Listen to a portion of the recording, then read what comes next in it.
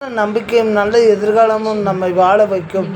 ஆனால் கவனமாக இருக்க வேண்டும். விநாயகரை துணைக்கு அழைத்து கொள்ள வேண்டும். வாழ்கிற வாழ்க்கை சிறப்பாக அமைய வேண்டும்.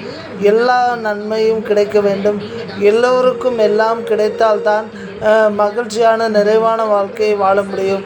விஜய் அண்ணா அவர்கள் நிச்சயமாக முதலமைச்சராக பதவி ஏற்பார் என்ற ஒரு எண்ணம் இப்போது எல்லோர் மனதிலும் எழுந்திருக்கிறது. நானும் அப்படித்தான் நினைக்கிறேன். மீண்டும் ஒரு முறை தாவேக தொண்டர்களிடம் மன்னிப்பு கேட்க கடமைப்பட்டிருக்கிறேன். ஒரு நல்ல மனிதராக இருந்தால்தான் பெருமையும் புகழும் கிடைத்து வாழ்ந்து நிறைவான வாழ்க்கையை வாழ முடியும். அதே போல்தான் முதலமைச்சர் விஜய் அவர்கள் வாழ்ந்திருக்கிறார்கள். ஒரு நடிகனாக உச்சாணி கொம்பில் இருந்த அவர் இப்போது நாட்டின் தலையெழுத்தை தீர்மானிக்கும் இடத்திற்கு வந்திருப்பது மிக்க மகிழ்ச்சி அளிக்கிறது.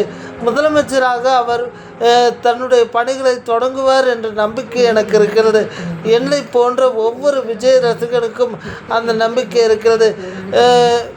எந்த விதமான அனௌன்ஸ்மெண்ட்டும் இல்லாமல் கட்சி ஆரம்பித்து இன்று முதலமைச்சர் அளவிற்கு விஜய் அண்ணா உயர்ந்திருப்பது மிக மிக மகிழ்ச்சியாக இருக்கிறது.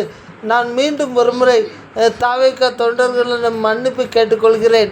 அவருக்கு நான் புரியாமல் வீடியோக்களை வெளியிட்டிருந்தேன். ஆனால் சூழ்நிலை இப்போதுதான் மெல்ல மெல்ல புரிய தொடங்கி இருக்கிறது. நான் முதலமைச்சர் ஸ்டாலின் மீது வைத்திருந்த மரியாதையின் காரணமாகவே திமுகவுக்கு ஆதரவாகவும் அவர் முன்னாள் முதலமைச்சர் என்னிடம் நடந்ததை வைத்துதான் நான் திமுகவுக்கு ஆதரவாக வீடியோக்களை வேறொன்றும் இல்லை. மேலும் 41 பேரின் என்னை மன ரீதியாக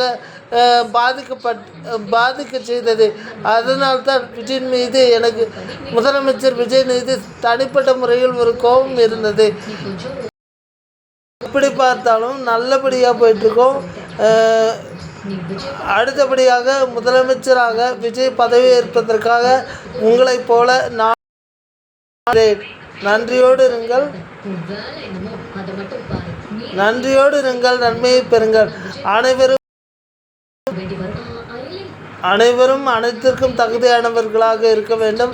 விநாயக பெருமான் நல்லதை செய்வார். விநாயக பெருமான் நல்லவராக வாழ வைப்பார். முதலமைச்சராக விநாயகர் துணையோடு, அந்த முருகன் துணையோடு விஜய் அண்ணா பதவி ஏற்பார் என்ற நம்பிக்கை இருக்கிறது எனக்கு. வாழ்த்துக்கள் அனைவருக்கும்.